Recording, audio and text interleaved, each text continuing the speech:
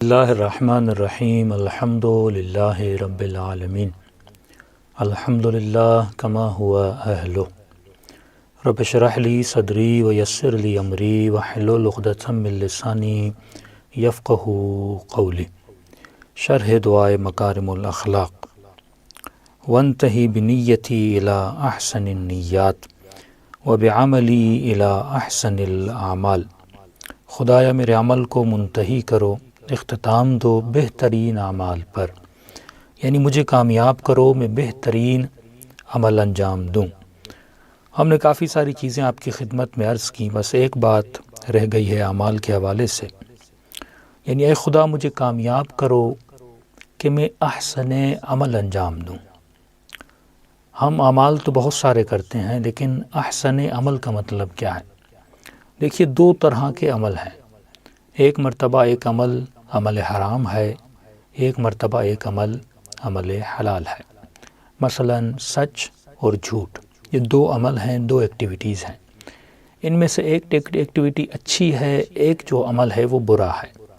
تو اس پہ تو واضح ہے کہ اس میں کوئی شک کی گنجائش بھی نہیں ہے۔ مثلا اگر کوئی جھوٹ بولتا ہے تو یقیناً اپنے جھوٹ پہ پشیمان ہے، ایون اگر پشیمان نہ بھی ہو تو اسے یہ تو پتہ ہے کہ یہ عمل جو ہے برا ہے۔ تو اس میں کوئی شک کی گنجائش نہیں ہے جب ایک عمل برا ہو ایک عمل اچھا ہو۔ امام کی مراد یہ نہیں ہے یہاں پر کہ اے خدا مجھے احسن اعمال، امام نے یہ نہیں کہا خدایا مجھے کوئی اچھے عمل کرنے کی توفیق دے، احسن عمل یعنی بہت اچھے عمل کرنے کی توفیق دے۔ تو یہاں پر یعنی دو کام اچھے ہیں، ان دو کاموں میں سے جو بہت اچھا کام ہے خدا وہ کام کرنے کی مجھے توفیق دے۔ یہاں حرام اور حلال کی بات نہیں ہو رہی ہے، یہاں بات ہو رہی ہے کہ دو اچھے کام ہیں، مثلا دو حلال کام ہیں، دو مباح کام ہیں یا دو مستحب کام ہیں۔ تو ان دو کاموں میں سے جو مستحب ہیں ان دونوں میں سے جو بہتر ہو، کہ ہم کہیں کہ امپورٹنٹ اینڈ موسٹ امپورٹنٹ، یعنی ان میں سے جو بہتر ہے وہ کام کرنے کی مجھے توفیق دے۔ اس کو ایک مثال سے سمجھاتا ہوں۔ امام کے ایک صحابی ہیں جن کا نام ہے مزارم، چھٹے امام کے صحابی ہیں۔ تو امام کو بلاوا آیا منصور کی طرف سے۔ منصور آپ کو پتہ ہے بہت بڑا ظالم گزرا ہے، ایک ظالم حاکم گزرا ہے جنہوں نے اہل بیت علیہ السلام پر، سادات پر بہت ان کو تکلیفیں دیں۔ یہاں تک ملتا ہے کہ یعنی جو سادات کے بوڑھے بوڑھے حضرات ہوتے تھے ان کو بازار میں لایا جاتا تھا، زندہ ان کو دیواروں میں چن دیا جاتا تھا، اور اس طرح کے خطرناک ترین حالات میں سادات کو رکھا جاتا تھا۔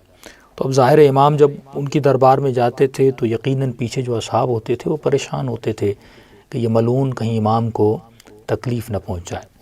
تو یہ شخص کہتا ہے امام منصور کے پاس گئے، میں بہت پریشان تھا، امام اندر گئے، امام کا واپس آتے ہیں۔ تھوڑی دیر کے بعد خیر اور صحیح و سلامتی سے امام واپس آ گئے۔ تو جب امام واپس آئے تو ہم واپسی سے گھر کی طرف جا رہے تھے امام کے ساتھ، ایک میں تھا، ایک اور مزارم اور ایک اور صحابی تھا، یعنی 3 لوگ ہم تھے امام کے ساتھ۔ تو راستے میں جب پلٹ رہے تھے تو منصور کا ایک سپاہی تھا، جیسے راستے میں شرطے اور سپاہی ہوتے ہیں، تو انہوں نے امام علیہ السلام کو روک دیا اور ادھر ادھر کے سوال کرنے لگا، کیونکہ رات بہت ہو چکی تھی تو لہٰذا ہمیں جانے نہیں دے رہا تھا۔ تو امام اس کو سمجھانے لگے، اس سے خواہش تمنا کرنے لگے کہ ہمیں جانے دیجیے، ہم اپنے گھر کی طرف جا رہے ہیں، کسی اور راستے سے نہیں جا رہے، لیکن وہ ماننے کو تیار نہیں تھا، اس نے وہیں پہ روک دیا۔ جس طرح بعض سپاہی سختی دکھاتے ہیں۔ تو کہتا ہے کہ جب اس نے روکا، اب مثال دے رہا ہوں، 10 منٹ 15 منٹ آدھا گھنٹہ ہو گیا، اور امام اس کو بار بار سمجھا رہے ہیں کہ ہم اپنے گھر کی طرف جا رہے ہیں اور ہمیں جانے دو، لیکن وہ امام کی بات کو سننے کو تیار نہیں تھا۔ تو کہتا ہے اتنے میں نے جو دوسرے ساتھی تھے، میں نے اس ساتھی کو کہا کہ ہم اس بدتمیز بددہن کی زبان کو بند کیوں نہیں کر دیتے؟ تو میں لفظ قلب استعمال کیا، یہ کتا جو امام کی اتنی بہترامی اور بھونک رہا ہے امام کے سامنے، ہم اس کا منہ کیوں نہیں بند کرتے؟ کہتا میں نے اتنا کہا اور میں نے امام کو کہا تو میں نے فرمایا کہ مولا اگر آپ اجازت دیں، یہ ایک ہے، رات کا اندھیرا بھی ہے، تو ہم 3 ہیں، ہم تلوار نکالتے ہیں اور اس بدتمیز کو جو اہل رسول کی اتنی بہترامی کر رہے ہیں ہم اس کو مار دیں، اور مارنے کے بعد ہم اس کو دریا میں پھینک دیں گے، مولا کسی کو پتہ بھی نہیں چلے گا کہ ہم نے اس کا قتل کیا ہے۔ تو امام فرماتے ہیں کف ہے، آرام رہو، چپ ہو جاؤ، خاموش ہو جاؤ۔ اور امام نے مجھے ڈانٹ کے چپ کروا دیا۔ اب دیکھیے یہاں پر سوال یہ ہے، کیا اس کو مارنا شرعاً جائز تھا کہ نہیں تھا؟ اب ظاہر جو اہل بیت کی بہترامی کرے، جو اتنا ناسبی ہو اور اس حاکم کے زیر نظر ہو اور امام کو روک کے رکھے، تو یقیناً اس کا قتل جو ہے وہ جرم نہیں تھا۔ امام نے یہ نہیں کہا کہ اس کو مارنا حرام، امام نے کہا خاموش ہو جاؤ، خاموش ہو گیا۔ پھر امام اس سے بات کرنے لگے، اس کو سمجھانے لگے، لیکن وہ ضدی آدمی سمجھ نہیں رہا تھا۔ امام وہیں پر رکے رہے تو کہتا ہے یہاں تک کہ آدھی رات گزر گئی اور ہم وہیں پر رکے رہے اور امام اسے سمجھاتے رہے۔ آخر کار وہ تھک گیا، بالکل وہ تھک گیا، تو اس نے پھر ہمیں جانے دیا۔ کہتے جانے دیا، ہم پہنچے امام کے گھر، تو امام نے فرمایا مظاہرم ایک بات جان لیں، کبھی کبھی انسان خود کو چھوٹی ذلت سے نکالنے کے لیے خود کو ایک بڑی ذلت میں ڈال دیتا ہے۔ یہ عربی کا لفظ ہے، یا یہ کہوں انسان کبھی کبھی خود کو ایک چھوٹی پریشانی سے نکالنے کے لیے ایک ایسا کام کرتا ہے کہ وہ ایک بہت بڑی پریشانی میں مبتلا ہو جاتا ہے۔ ہاں اگر ہم اسے مار بھی سکتے تھے، اس کو پھینک بھی سکتے تھے، لیکن احسن عمل کون سا تھا؟ اس کو مارنا بہتر تھا یا وہاں پر صبر کرنا بہتر تھا؟ اب دیکھیے اہل بیت کی زندگی اگر ہم اپنی پریکٹیکل زندگی میں اپنائیں، میں اس لیے کہتا ہوں کہ ایک مرتبہ ہم ٹی وی پر پروگرامز پہ نماز کی تعریفیں، روزے کی تعریفیں، صاحب ایمان بن جاؤ ان کے لیے جنت ہے، لیکن آج تک ہم نے غور نہیں کیا ہم صاحب ایمان بنے تو کیسے بنے؟ ہم اپنی عبادات میں یہ لذتیں حاصل کریں تو کیسے کریں؟ میری نظر میں، میری نگاہ میں، اللہ کی نگاہ میں، اہل بیت کی نگاہ میں بھی ایسا ہی ہے۔ دنیا کی سب سے بڑی قیمتی چیز آپ کو پتہ ہے وہ سکون ہے۔ آج لوگ میسیجز کرتے ہیں مولانا سکون نہیں ہے، سکون نہیں ہے۔ خود بڑے بڑے علماء، ہم جیسے لوگ بھی پریشانی کے عالم میں مبتلا ہیں۔ اللہ سب کچھ دیتا ہے لیکن ہم میں سکون نہیں ہوتا، اس لیے کیونکہ ہم وہ دقائق، وہ ظرائف جو اہل بیت کی زندگی میں ہیں ان کو ہم نہ سوچتے ہیں نہ سمجھتے ہیں۔ تو احسن عمل یہ اہل بیت کی، ہم دعا مکارم الاخلاق ہم دعا سمجھ کے پڑھ لیتے ہیں، لیکن دیکھیے ہم کب سے اس کی شرح کو بیان کر رہے ہیں، بہت کم لوگ ان معارف تک پہنچتے ہیں۔ اور یہ چیزیں جو میں آپ کی خدمت میں عرض کر رہا ہوں، یہ ہم تو مترجم ہیں، آپ کے سامنے صرف ترجمہ بیان کر رہے ہیں۔ یہ بہت بڑے استاد اخلاق ہیں، اللہ نے بڑی توفیقات میں ہماری اضافہ فرمایا کہ ہمیں ان کی شاگردی کا شرف ملا، اور یہ سارے مطالب انہوں نے ہمیں پیش کیے یا دیے، تو ہم تو صرف ترجمہ کر کے آپ کی خدمت میں عرض کر رہے ہیں۔ تو یہ مطالب جو اہل بیت کی دعاؤں سے، ان کی شرحوں سے نکلتے ہیں عزیزان محترم، یعنی ایک معصوم کا کلام، اس کے اندر خزانے چھپے ہوئے ہیں۔ اے خدا مجھے احسن عمل کرنے کی توفیق، اب ابھی تک ہمیں یہ نہیں پتہ احسن عمل کیا ہے۔ تو امام یہاں جو فرماتے ہیں ان الرجل یخرج من ذل الصغیر فیدخلہ ذلک فی ذل الکبیر۔ کبھی کبھی انسان ایک چھوٹی سی ذلت، پریشانی سے خود کو نکالتا ہے، اور اس کے نکالنے کے لیے کچھ کرتا ہے، اور اس کے نتیجے میں کیا کرتا ہے؟ خود کو ایک بہت بڑی پریشانی میں ڈال دیتا ہے۔ یعنی آپ تصور کیجئے اگر وہ انسان اس کو مار دیتے، اس کو پھینک دیتے، کل اس کی لاش ملتی، اور لاش ملنے کے بعد ظاہر جستجو کرتے کس نے اس کو مارا ہے، پہلے سے اہل بیت کی دشمنی کا معاشرہ ہے، اور پھر امام فرماتے ہیں وہ جستجو کرتے اور ہم تک پہنچتے، تم پریشانی میں چلے جاتے، ہم پریشانی میں چلے جاتے، تمہارے بچے در بدر ہو جاتے۔ یعنی ایک چھوٹی سی پریشانی کے نکلنے کے لیے اگر تم یہ کرتے اور خدا نخواستہ کل ہم ایک بہت بڑی پریشانی میں چلے جاتے۔ تو انسان اپنی زندگی میں، اپنے لمحات میں چلتے ہوئے پھرتے ہوئے کتنے اتفاقات ہماری زندگی میں آتے ہیں، ایک چھوٹا سا غصہ ہمیں بڑی پریشانی میں ڈال دیتے ہیں۔ ہاں تھوڑا آپ کی گاڑی کا کسی اور کی گاڑی سے ٹکر ہو جاتے، وہاں پہ احسن عمل کیا، لڑنا اچھی بات ہے، ہاں، یا 1-2 ہزار دے کے جان چھڑا کے آگے بڑھ جاؤ، اپنے وقت کو ضائع مت کرو۔ اب اس چکر میں آپ پڑ جاؤ، لڑائی میں پڑ جاؤ، جھگڑے میں پڑ جاؤ، ٹائم کتنا آپ کا ضائع ہوتا ہے۔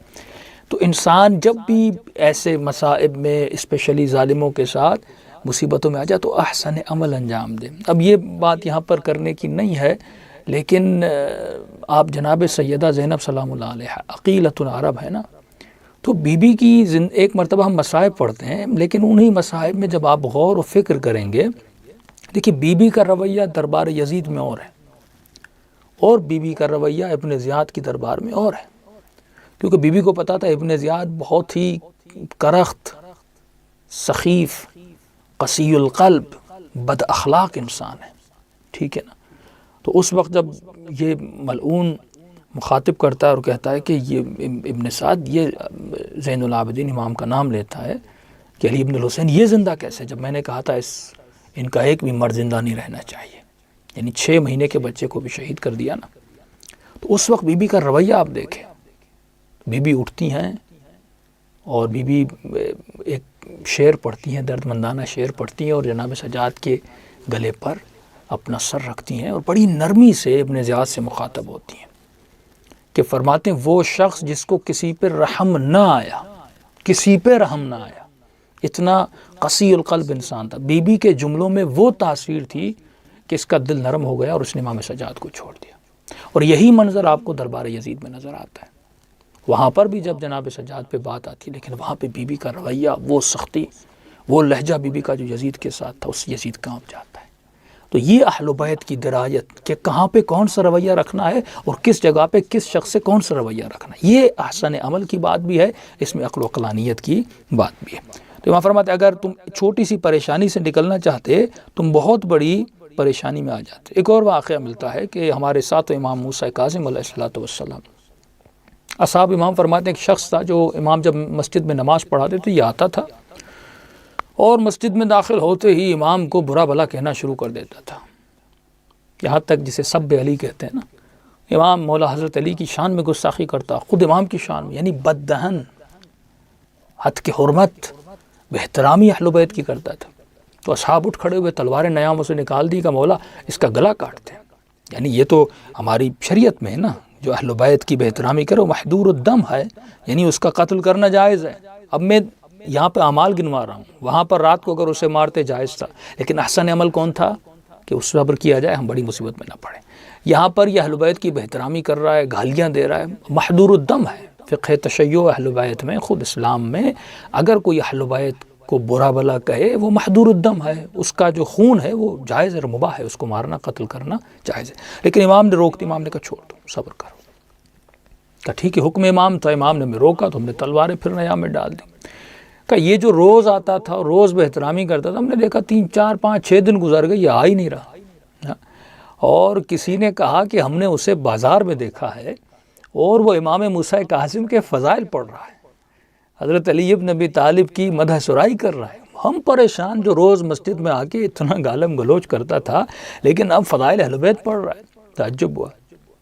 تو ہم نے امام کو کہا مولا یہ کیا ہوا، آپ نے کوئی دعا کی، آپ کیا اتنا اس کے وجود میں بدلاؤ کیسے آیا؟ دیکھیے یہ طریقے اہل بیت سکھا رہے ہیں کہ اے اہل بیت کے چاہنے والو، جو سب کرتا ہے، جو اہل بیت کو گالم گلوچ دیتا ہے، اس کو مداح کیسے بنانا ہے۔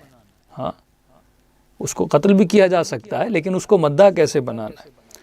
تو امام فرماتے ہیں میں اس کی زمین سے گزر رہا تھا، مزرعہ تھا اس کا، وہ کھیتی باڑی کرتا تھا صبح جا کے، تو امام فرماتے ہیں میں اس کے کھیت میں چلا گیا، تو مولا اس کے کھیت کے بیچ سے جانے لگے۔ اس نے دور سے کہا اے فرد کیا کر رہے ہو، میرے اتنی محنت کی ہے میں نے، تم بیچ سے جا کے میری پوری کھیتی باڑی کو خراب کر رہے ہو۔ نہیں سنا، امام چلتے گئے۔ اس نے پھر چیخ ماری کیا کر رہے ہو، لیکن امام بیچ سے کبھی ادھر کبھی ادھر اس کی کھیتوں کو خراب کرتے ہوئے چلتے گئے۔ یہ آگے بڑھا، جیسے آگے آیا تو اس نے امام کا چہرہ دیکھا اور پہچان گیا یہ کون ہے۔ اب اس نے کہا یقیناً اپنا موسیٰ کاظم نے مجھے اکیلا دیکھا ہے اور بدلہ لینے آئے ہیں۔ اب کیونکہ میں اتنا ان کو برا بلا کہہ رہا تھا اور گالیاں دے رہا تھا، یقیناً یہ مجھ سے بدلہ لینے آئے۔ تو امام اس کے قریب گئے اور امام نے کہا السلام علیک۔ عرب کی روایت ہے، عرب جب کسی پر سلام کرتا ہے اس کا مطلب وہ انتقام یا لڑائی کے بدلے سے نہیں آیا، بلکہ وہ صلح کی نیت سے آیا ہے۔ تو یہ سکون میں آ گیا کہ نہیں مجھے مارنے نہیں آئے۔ تو امام نے فرمایا کتنا تیرا نقصان ہوا ہوگا، یہ تم نے کھیتی باڑی پر کتنا خرچہ کیا ہے؟ تو اس نے کہا کہ 100 اشرفیاں۔ تو امام نے کہا اچھا اگر تم یہ ساری اپنی کھیت کو، یعنی جب فصل اتر جائے اور اس کو بیچ کے کتنا تجھے اندازاً فائدہ ہوگا؟ تو اس شخص نے کہا مجھے 200 اشرفیاں فائدہ ہوگا۔ تو امام نے اپنی جیب سے تقریباً 300 اشرفیاں تھیلا نکالا، اس میں 300 اشرفیاں تھی، امام نے اس کو دیا۔ اور مولا فرماتے ہیں میں دعا کرتا ہوں کہ 200 یعنی 300 یہ تو یہ ہیں، لیکن تمہاری کھیت کو میں نے اتنا خراب بھی نہیں کیا، انشاءاللہ اس میں برکت ہوگی اور تمہیں زیادہ فائدہ ہوگا۔ کہ یہ کہہ کر مولا جانے لگے تو امام فرماتے اس نے میرا سر اپنے سینے پہ رکھا اور مجھے چومنا شروع کیا اور کہنے لگا میں نے تو آپ کی بہت بے-احترامی کی تھی، میں نے تو آپ کی بڑی بدتمیزی کی تھی، لیکن آپ تو بڑے با اخلاق اور آپ تو یعنی بہت اچھے انسان ہیں۔ اچانک اس کے دل میں امام کی محبت چلی گئی اور امام گھوڑے پر سوار ہو اور مدینے چلے آئے۔ تو اب آپ نے دیکھا کہ وہ شخص جو سب اہل بیت کرتا تھا وہ اہل بیت کی مدح کرنے لگا۔ تو امام نے فرمایا کہ 2 عمل یہاں تم کر سکتے تھے، جو ہماری بہترامی کر رہا ہے اس کو قتل بھی کرتے، چلو یہ بھی ایک عمل تھا، اچھا عمل تھا، لیکن فرماتے اگر قتل کرتے وہ منافق و فاسق و کافر بن کے جہنم میں جلتا، کیا اس کو کافر بنا کے مارنا اچھا تھا یا ایک اس کو جنتی بنا کے مارنا، جنتی بنا کے اس کو چھوڑنا اچھا تھا؟ یعنی کیا ہوتا تم ایک منافق کو جہنم میں ایک منافق اور بڑھ جاتا، لیکن میں نے اسے جنتی بنایا، ہاں، اور اگر وہ دنیا سے چلا جاتا اس کے بچے در بدر ہو جاتے، لیکن امام فرماتے 300 اشرفیوں میں اگر کوئی بندہ مومن ہو سکتا ہے، 300 اشرفیوں میں اگر کوئی مومن ہو سکتا ہے اسے مومن بناؤ، ہاں، اب خود بھی مومن بنے گا، 4-5 اور کوئی مومن بنائے گا۔ تو یہ احسن عمل ہے، یہ اہل بیت کا رویہ جو تھا احسن عمل تھا۔ وہ دشمن کو موم کر دیتے تھے اپنے اخلاق سے، اپنی رفتار سے، لڑ بھی سکتے تھے، ان کو مار بھی سکتے تھے، ہاں، حالانکہ ان کے گلے کاٹنا بھی کوئی حرج نہیں تھا، جو اللہ کی اور رسول خدا کی اور اہل بیت علیہ السلام کی بہترامی کرے، سب کرے، محدور الدم ہے، لیکن انہوں نے اپنے اخلاق سے اس کو بدل دیا۔ تو احسن عمل یعنی بہتر کام یہ تھا جو امام علیہ السلام نے کیا۔ جس طرح جناب آدم کے لیے آپ پڑھتے ہیں انہوں نے گندم کا دانہ کھایا، اب نبی کبھی گناہ تو نہیں کرتے، صفی اللہ نبی کبھی گناہ کرتے ہیں کیا؟ گندم کھانا احسن عمل نہیں تھا، یعنی اس سے بہتر کام اور تھا، تو صرف نبی نے احسن عمل نہ کیا تو خدا نے یہ سزا دی کہ جنت سے نکال دیا۔ تو آپ اہل بیت علیہ السلام کے معنی ان کا درجہ اتنا بلند ہے کہ وہ احسن عمل جب تک انسان میں تحمل اور انسان میں تدبر نہ ہو، جب تک انسان احسن عمل کو سمجھ نہیں سکتا۔ تو آج یہی مسئلہ ہے، ہاں، انسان کو یہ سوچنا چاہیے کہ مجھے کون سا کام جو بہتر ہے، 2 کام آپ کے سامنے آتے ہیں، ان دونوں کاموں میں سے انسان تمیز دے کہ بہترین کام کون سا ہے۔ اب ایک اور واقعہ ملتا ہے کہ ایک شخص تھا، وہ امام کا صحابی تھا، چھٹے امام علیہ السلام کا، تو حج تھا، وہ حج پہ جانا چاہتا تھا۔ تو اب ظاہر حج کے لیے کتنے اس نے پیسے جمع کیے ہوں گے۔ کبھی کبھی یہ ہوتا ہے کہ آپ ایک مرتبہ زیارت کربلا کر کے آئے ہیں، دوبارہ زیارت کربلا پہ جانا چاہ رہے ہیں، ہاں، لیکن وہیں آپ کو پتہ ہے کہ میرے چچا جو ہیں وہ بیچارے بیمار ہیں، ہاسپٹلائز ہیں، 50,000 آپ کا خرچہ ہے کربلا جانے کا، 50,000 اس بندے کا علاج بھی ہو سکتا ہے، ہاں۔ یہاں پر احسن عمل کون سا ہے، کون سا بہتر کام ہے؟ چچا کی مدد کرنا ہے، زیارت امام حسین کرنا، ہاں، ایک بار کر کے بھی آئے ہو، کربلا ہو کر بھی آئے ہو۔ بعض لوگ تو ہر سال کے شوقین ہوتے ہیں نا، میں تو کہتا ہوں ایک مرتبہ کسی اور مومن کو بھیج دو جو کبھی کربلا نہیں بھی گیا۔ تو یہاں پر احسن عمل ہے اس چچا کی مدد کرنا، یہ نہیں اس کو جا کر کہو چچا میں نے قرض نہیں، کہ چچا یہ پیسے آئیں بالکل مفت، کوئی عوض نہیں لوں گا، کوئی غرض الحسن ہے، جا کے سکون سے گھر سو جاؤ، ہاں، اس کی کتنی زیارتوں کا ثواب ہوگا۔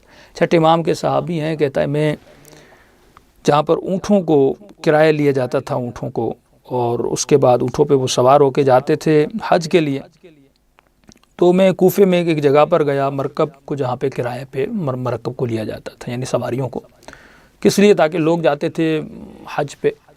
تو یہ حج میرا واجب نہیں تھا، کہہ رہا میں نے ایک مرتبہ واجب حج کر دیا۔ واجب حج اگر انسان میں استطاعت ہے، پیسے وہ تو پھر کرنا چاہیے، وہ واجب بھی ہے، اس سے یہ نہیں کہ میں کسی کی مدد کروں، یہ نہیں ہے، یہ میرا واجب جو میرے اوپر تھا وہ میں نے کر دیا تھا۔ یہ دوسرا حج تھا، حج کا موسم تھا، میں جانا چاہ رہا تھا۔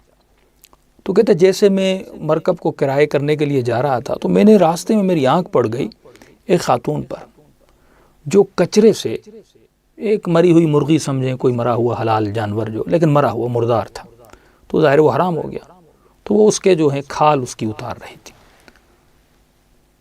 تو میں نے کہا یا آمد علی، کیا اللہ اکبر، یہ مردار کی کھال کیوں اتار رہی ہو، ایک میتے کی کھال کیوں اتار رہی ہو؟ تو اس نے کہا اے مرد، میرے شرائط ایسے ہیں، میری صورتحال ایسی ہے، میرے حالات ایسے ہیں کہ میں مجبور ہوں یہ لے جاؤں، میرا شوہر مر چکا، 4-5 بچے میرے یتیم ہیں، تو لہٰذا اب یہ صورت، یعنی میری حالت یہ ہو گئی ہے کہ مجھ پر یہ کھانا حلال ہے، کئی دنوں سے میں ایک روٹی کی تلاش میں ہوں، کھانے کی تلاش، مجھے کہیں سے نہیں ملا، اب میرے بچے بھوک سے مر رہے ہیں، مطلب میرے حالات ایسے ہو گئے ہیں کہ مجھ پر مردہ حلال ہے، میں کھا سکتی ہوں۔ اس نے سوچا کہ حج پہ جا رہے ہو اور ایک خاتون اس حالت میں مبتلا ہے، اس نے کہا خاتون چلو میرے ساتھ، مجھے گھر لے چلو، اس کو یہیں پہ پھینک دو۔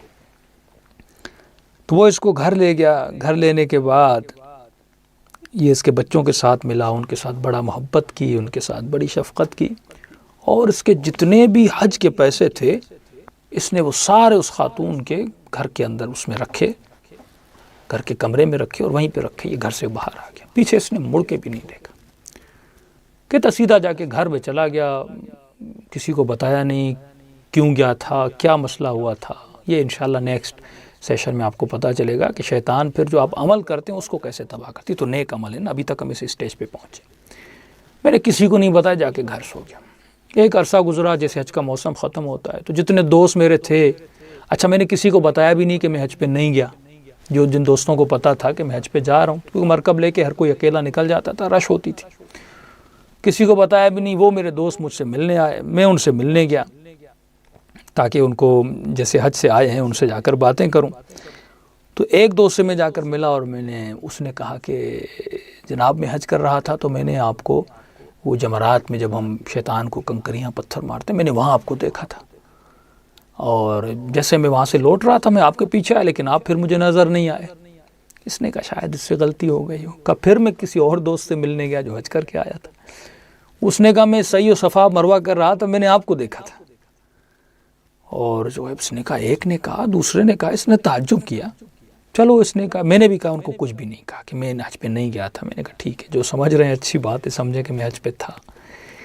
پھر تیسرے دوست سے ملا، اس نے کہا کہ میں طواف کر رہا تھا اور طواف کے درمیان میں نے تجھے دیکھا لیکن رش اتنی تھی پھر میں نے تمہیں ڈھونڈا، تم مجھے ملے ہی نہیں. اب اس کی پریشانی میں اضافہ ہوا کہ یہ ماجرا کیا ہے. کہتا ہے میں چھٹے امام سے ملنے چلا گیا اور میں نے کہا مولا یہ معاملہ اس طرح ہے، حالانکہ میں حج پہ نہیں گیا اور یہ میں نے کام کیا تھا. اور امام فرماتے مولا فلاں دوست نے کہا، فلاں دوست نے. ایک آدمی غلطی کر سکتا ہے، 3-4 لوگ کیسے کہہ سکتے ہیں کہ ہم نے تجھے حج پہ دیکھا تھا. تو امام فرماتے ہیں جس علویہ کی تم نے مدد کی تھی، غالباً وہ خاتون سید سادات تھی، جس علویہ کی تم نے مدد کی تھی، تمہاری اس مدد کے بدلے میں پروردگار عالم نے آسمان سے ایک ملک کو بھیجا تھا جس کو تمہاری شکل میں بنا کر بھیجا تھا اور وہ تمہاری طرف سے حج کر رہا تھا. ابھی آپ دیکھیں کہ ایک آدمی اگر خود حج کرنے جاتا، اللہ جانے قبول بھی تھا نہیں تھا، اب وہ حج جو ملک کرے، جو معصوم وجود ہے، اس کی شکل میں آ کر وہ حج کر رہا تھا، اب اس کا حج بھی قبول ہے، اس کا درجہ بھی کتنا بلند ہوگا. تو امام نے کہا جا میرے حاجی میرے سینے سے لگ جا. تو یہ ہے احسن عمل. انسان کو یہ پتہ ہونا چاہیے کہ احسن عمل کیا ہے. جب انسان احسن عمل کرتا ہے، یعنی وہ پیسے ویسے بھی وہ حج کے لیے خرچ کر سکتا تھا لیکن یہاں پر احسن عمل یہ تھا ایک بھوکے کو، ایک غریب کو حرام سے بچانا اور اس کو فعل حرام سے بچانا. تبھی فرماتے ہیں وَبِعَمَلِي إِلَىٰ أَحْسَنِ الْأَعْمَالِ، اے خدا میرے عمل کو احسن عمل بنا. ایک اور آپ کو تاریخ سے واقعہ بتاؤں. مسئلہ یہ ہے کہ قرآن کی کہانیاں اور تاریخ یہ انسان کی عبرت کے لیے ہے کہ وہ لوگ کیسے بھٹکے اور جو لوگ ہدایت یافتہ تھے ان کو ہدایت کیسے ملی. تو جنگ احد آپ کو پتہ ہے کہ ایک ایسی جنگ تھی جو جیتی ہوئی جنگ مسلمانوں نے ہاری تھی، وہ صرف ایک نافرمانی کی وجہ سے. اگر وہ ایک نافرمانی وہاں نہ ہوتی مسلمان کتنے سرخرو ہوتے. رسول خدا نے 70 لوگوں کو ایک پہاڑی پہ روک دیا. ایک پہاڑی تھی جس کے اطراف سے ایک چھوٹا سا پتلا سا راستہ گزرتا تھا. تو رسول خدا نے فرمایا کہ تم 70 لوگ اس پہاڑی کی حفاظت کرنا اور یہاں سے ہلنا بھی مت. یہاں تک فرمایا اگر تم مسلمانوں کے لشکر کو دیکھو کہ وہ دشمن کے لشکر کو اتنا پیچھا کریں کہ وہ جا کر مکے کے دروازے تک پہنچ جائیں، پھر بھی تم پہاڑی کو مت چھوڑنا. اور اگر تم یہ دیکھو کہ کفار کا لشکر مسلمانوں کے لشکر کا اتنا پیچھا کرے کہ وہ مدینے کے دروازے تک آ جائیں، پھر بھی تم اس پہاڑی سے مت اترنا. جب تک میں تمہیں حکم نہ دوں تمہیں پہاڑی سے ہلنا نہیں ہے. اب مسئلہ کیا ہوا کہ نیچے جو مسلمانوں کا لشکر تھا، یہ عجیب جنگ تھی، بہت جلدی وہ لوگ جو ہیں ہار گئے اور وہ سامان بھی اپنے ساتھ بہت لائے تھے کیونکہ ان کو ایک بہت لمبی جنگ کی انہوں نے پلاننگ کی تھی کہ ہم مدینے کے دروازے تک جائیں گے اور میں بھی وہاں پر یہ مسلمان دفاع کے لیے دروازے بند کر دیں اور ہمیں وہاں پہ شاید کئی دن ہمیں رکنا پڑے. تو لہٰذا یہ ہر سپاہی جو آتا تھا وہ اپنے ساتھ سامان لے کر آتا تھا، کھانے کا، پینے کا. اب اس میں بکریاں بھی ہوتی تھیں، تمام تر مویشی، ساری چیز ہوتی تھی. یہ جو 70 لوگ پہاڑ پہ کھڑے ہوئے تھے، انہوں نے تھوڑی دیر میں دیکھا کہ میدان میں گرد و غبار ہے اور دیکھا کہ چند مسلمان میدان میں بیٹھے ہوئے ہیں اور مال اٹھا رہے ہیں، وہ کافر تو مکے کی طرف بھاگ گئے۔ اب انہوں نے آپس میں چند لوگ ایک دو انہوں نے آپس میں کہنا شروع کر دیا، بھائی وہ تو چلے گئے مکے کی طرف، تو انہوں نے کہا تم لوگ یہاں کیا کر رہے ہو، جاؤ ان کی مدد کرو، اتنا مال غنیمت ہے۔ تو ان میں سے کچھ نے کہا ہمارا کیا جائے، وہ مکے تک جائیں، مکے میں داخل ہو جائیں، لیکن رسول خدا نے کہا ہے اپنی جگہ سے نہیں ہلنا۔ تو انہوں نے کہا کیسی عجیب آپ باتیں کر، رسول نے اس لیے کہا تھا احتیاطاً کہ شاید ہم جنگ ہار جائیں یا یہ ہوا، وہ تو سارے ہار گئے، وہ سارے میدان چھوڑ کے سامنے دیکھو تمہارے بھاگ رہے ہیں، یعنی جیتی ہوئی جنگ ہے، اب یہاں پر رکنے کا کوئی فائدہ نہیں ہے۔ ہاں تو یہ جو رکے ہوئے تھے وہ دوسرے ان کا مذاق اڑا رہے تھے۔ تو اس طرح 3 کر کے 4 کر کے یہ اترتے گئے یہاں تک کہ صرف 7 8 لوگ اس جنگ پہاڑ کی ٹکڑی پہ، یعنی وہ ہنس کے ان پر گئے تھے، تم کیسے پاگل ہو، نیچے پورا میدان خالی ہے، دشمن مکے کے دروازے تک بھاگتا ہوا جا رہا ہے سب کچھ چھوڑ کے، اور تم کہہ رہے ہو یہاں پہ رکے رہیں، کیوں رکے رہیں؟ یہ آج ہوتا ہے نا کہ اگر مومن کہتا نہیں میرے مولا نے فرمایا گناہ نہیں کرنا، تو کیا کہتے ہیں اتنے بے وقوف ہو، اس سے کیا ہوتا ہے؟ ہاں ایک خاتون کہتے ہیں نہیں میں غیبت نہیں کروں، اس غیبت سے کیا ہوتا ہے؟ اس کا لوگ مذاق اڑاتے ہیں۔ ہاں اگر کوئی آپ کا دین خدا کی وجہ سے مذاق اڑائے کہ تم تو پاگل ہو، تم کیسی باتیں کر رہے ہو، لیکن آپ کو ان کی باتوں کو مائنڈ نہیں کرنا، آپ کس کے لیے کر رہے ہو؟ پروردگار عالم کے لیے کر رہے ہو۔ تو تقریباً 7 8 لوگ باقی رہ گئے۔ اب جیسے وہ بھاگتے ہوئے جا رہے تھے تو سامنے سے خالد بن ولید، اللہ کا عذاب اس کے شامل حال ہو، جس کو مسلمان سیف الاسلام کہتے ہیں، تو اس نے پیچھے سے کچھ لوگوں کو جمع کیا اور ان کو کہا کہ رک جاؤ۔ جیسے یہ لوگ بھاگ کے مکے کی طرف جا رہے تھے تو آپ سمجھیں کہ یہاں پر میدان ہے، یہاں پر پہاڑ ہے، تو جیسے بھاگ کر گئے تو اس نے روک دیا۔ اس نے کہا ہم یہاں سے پورے اس پہاڑ کو گھوم کے اس کے بیچ سے ایک چھوٹا سا راستہ ہے، ہم وہاں سے مسلمانوں پہ حملہ کریں گے۔ اور ایک لشکر کو یہاں سے لے گئے، کہا جب ہم یہاں سے حملہ کریں مسلمان تو بالکل بے فکر ہو کے بڑے ٹھنڈے دماغ سے مال جمع کریں، ان کے سارے یہ تو بھاگ گئے، میں پیچھے سے حملہ کروں گا، پیچھے سے میں تیر ماروں گا، تم لوگ پھر واپس آ کے پھر آگے سے حملہ کرنا۔ ایسے کیا ہوگا؟ دونوں طرف سے مسلمان پھنس جائیں گے، یعنی جیتی ہوئی جنگ مسلمان کیا کریں گے؟ ہار جائیں گے۔ تو اب یہ انہوں نے پہاڑ کے پیچھے سے انہوں نے حملہ کرنا شروع کیا۔ حملہ کرنا جیسے پہاڑ کے پیچھے سے آئے تو انہوں نے تقریباً 300 تو یہ لوگ تھے، پیچھے سے 300 نے حملہ کیا، انہوں نے 300 تیر برسائے۔ اب جو پہاڑ پہ جن کی ڈیوٹی تھی، جو 70 لوگ رسول خدا نے رکھے، تو ان کی ڈیوٹی یہی تھی کہ یہاں سے جو بھی آئے اس کو تمہیں روکنا ہے۔ تو اب ظاہر ہے جب 300 تیر آئے تو یہ بیچارے یہاں سے 7 تیر چلے۔ اب 7 تیر جو ہے 300 بندوں کو کیسے روک سکتا ہے؟ تو یہ نہیں روک سکے، وہ ملعون وہاں سے چڑھ کے آئے اور جتنے 7 لوگ یہ پہاڑ پہ تھے ان سب کے گلے انہوں نے کاٹے اور ان کا قتل کیا بڑی بے رحمی سے۔ اس کے بعد انہوں نے لشکر پر حملہ کیا۔ اب یہاں سے انہوں نے حملہ کیا، وہاں سے انہوں نے حملہ کیا۔ فرماتے ہیں ایسی عجیب حالت ہو گئی کہ بعض مسلمانوں نے اپنے مسلمانوں کو قتل کرنا شروع کر دیا، کوئی ایسی گرد و غبار وہاں پہ گھوم اٹھی اور کسی کو کچھ نظر نہیں آ رہا تھا، اپنی جان بچانے کے چکر میں بس تلواریں چلا رہے تھے، سامنے کوئی مسلمان بھی ان کی اپنی تلواروں سے وہ مر گئے، اور جیتی ہوئی جنگ ان لوگوں نے ہار دی۔ یعنی فاتح جو تھا وہ مسلمان بیچارہ ایک غلطی کی وجہ سے مغلوب ہو گیا، وہ ہار گیا۔ اب یہاں پر مسلمان جب پریشان ہو گئے تو وہاں پر شیطان نے بھی فائدہ لیا، اور شیطان نے وہاں پر ایک آواز بلند کی کہ لقد قتل محمد، علیہ باللہ رسول خدا دنیا سے چلے گئے، مارے گا۔ اب جیسے مسلمانوں نے سنا، مسلمان مدینے کی طرف بھاگ اٹھے، اب دشمن ان کے پیچھے، یہ مدینے کی طرف بھاگ اٹھے۔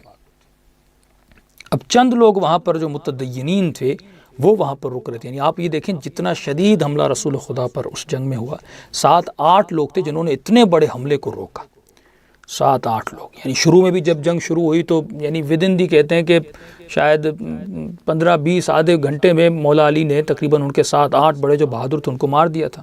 تو وہ جیسے مرے تو یہ بھاگ گئے، اور واپسی میں جب انہوں نے حملہ کیا تو یہی پھر 7 8 لوگ امام علی کے ساتھ انہوں نے رسول خدا کی جان کو بچانے کی کوشش کی، اور انہوں نے پورے اس طاقتور لشکر کو جو پھر غالب آ گیا تھا اس کو روکا، اور اس میں مولا علی بھی زخمی اور رسول خدا کے دندان مبارک، رسول خدا کے سر سے بھی خون بہہ رہا تھا۔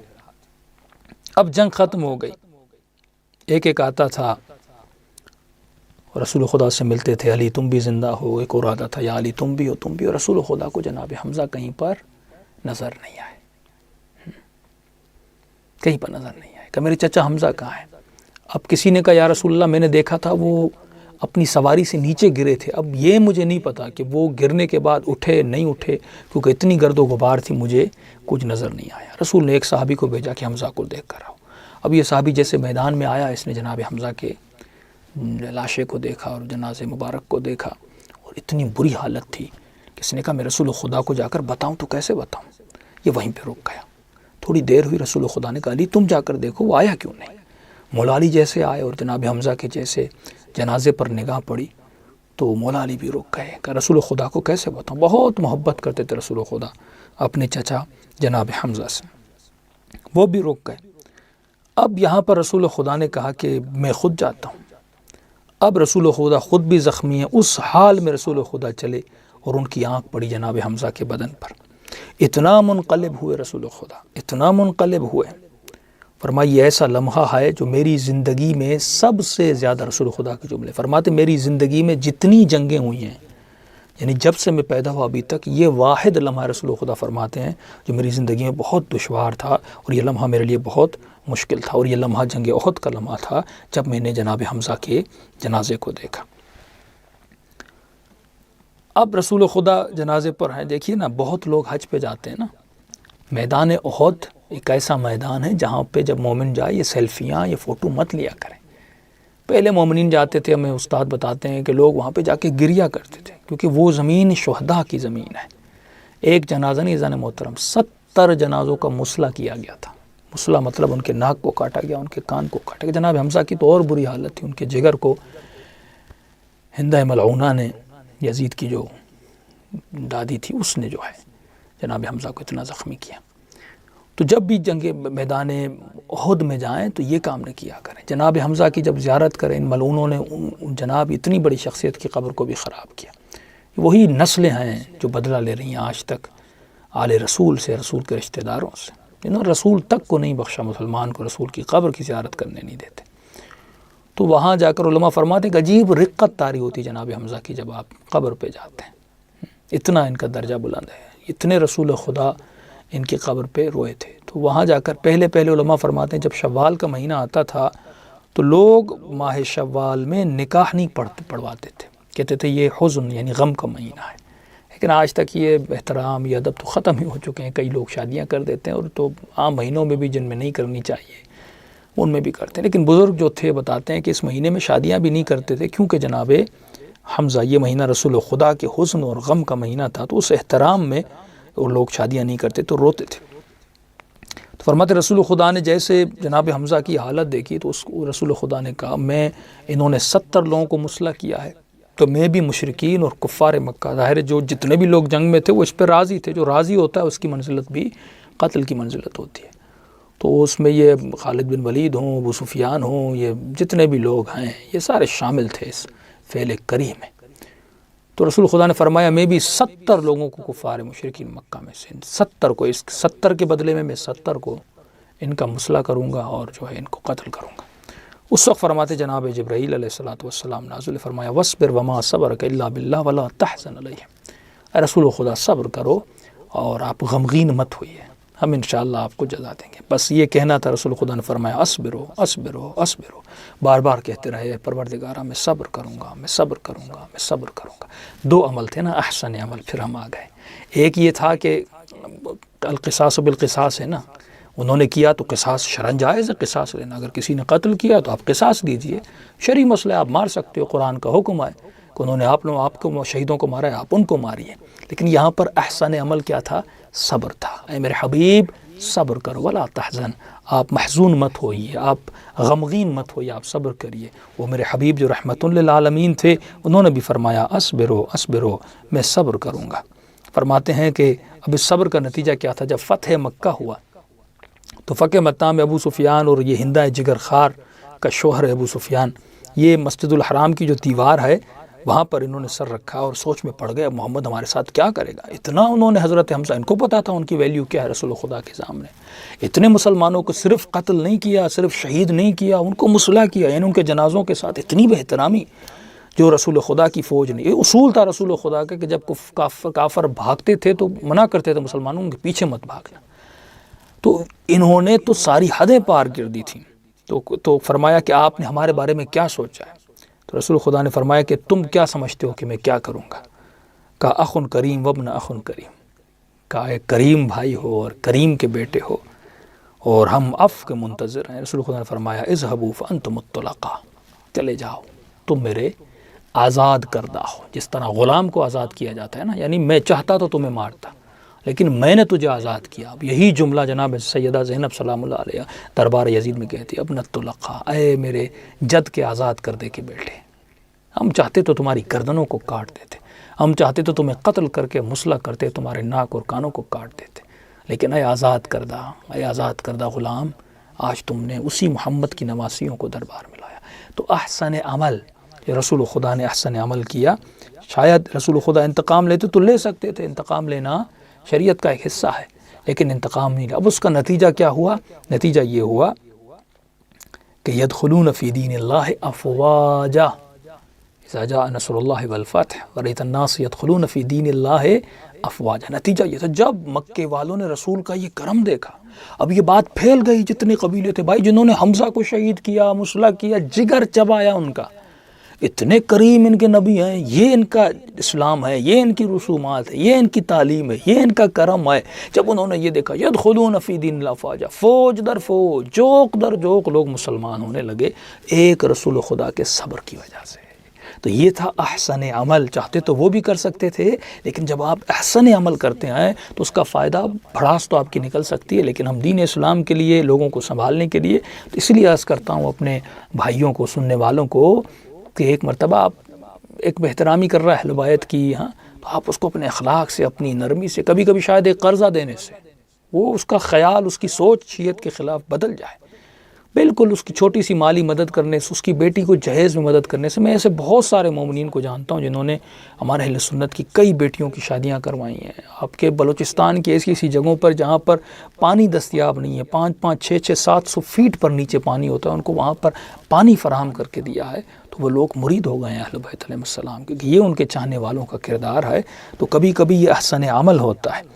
اور وہ جناب حمزہ جن کا رتبہ اتنا بلند ہے کہ رسول خدا جب رشتہ لینے کے لیے جاتے ہیں، دیکھیے نا، میں پہلے عظمت بتا رہا ہوں، رسول خدا ان کے خون کا بدلہ نہیں لے رہے، معاف کر رہے ہیں، اور اس عمل کی وجہ سے ادخلوا فی الدین افواجا کہ ملتا ہے کہ جب جناب خدیجۃ الکبریٰ کا رشتہ لینے گئے، جناب حمزہ کو لے کر گئے، جناب خدیجہ کے والد راضی نہیں تھے، انہوں نے رسول خدا کی شان میں بھی تھوڑی سی بے احترامی کی تھی کہ تم اس الیاذ باللہ اس فقیر کا رشتہ لے کر آئے ہو میری بیٹی کے لیے۔ تو اس وقت بھی جناب حمزہ بلند ہوئے تھے، اس وقت ان کا دھازہ محمد فقیر سلوق، سلوق کہتے ہیں وہ فقیر جو کوچوں میں بیٹھے ہوتے ہیں، اس کا رشتہ لے کر آئے ہو میری بیٹی کے لیے، ظاہر وہ امیر تھیں۔ تو اس وقت جناب حمزہ بلند ہوتے ہیں اور اس کے گریبان سے پکڑتے ہیں، فرمائے سخیف، اے کم عقل، تم یہ نادان، تم پتہ نہیں تم کس کے بارے میں بات کر رہے ہو، اموالنا و ارواحنا کلہ بیدہ، ہمارا مال، تمہارا مال، ہمارا مال، ہماری جانیں اس کے ہاتھ میں، اگر وہ ارادہ کرے تو یہ مال اور یہ جان کچھ بھی نہیں ہے۔ اس کے بعد وہ راضی ہوئے اور وہ جناب خدیجہ الکبریٰ جناب سلام اللہ علیہ کی نکاح ہوا۔ تو جناب حمزہ کا اتنا درجہ بلند ہے کہ رسول خدا فرماتے ہیں کہ میرے 2 وزیر ہیں، میرے 2 وزیر آسمان پر ہیں، 2 وزیر زمین پر ہیں۔ فرماتے 2 وزیر جو میرے آسمانوں پر ہیں، ایک کا نام جبرائیل ہے، دوسرے کا نام میکائیل ہے، اور زمین پر جو میرے 2 وزیر ہیں، ایک کا نام جناب حمزہ ہے، ایک کا نام حضرت علی ابن ابی طالب ہے۔ فرماتے خیر و اخوتی علی، میرا بہترین بھائی اخوتی علی ہے، وخیر و عمامی حمزہ، اور میرے بہترین چچاؤں میں سے اگر کوئی چچا ہے وہ جناب حمزہ علیہ السلام ہے۔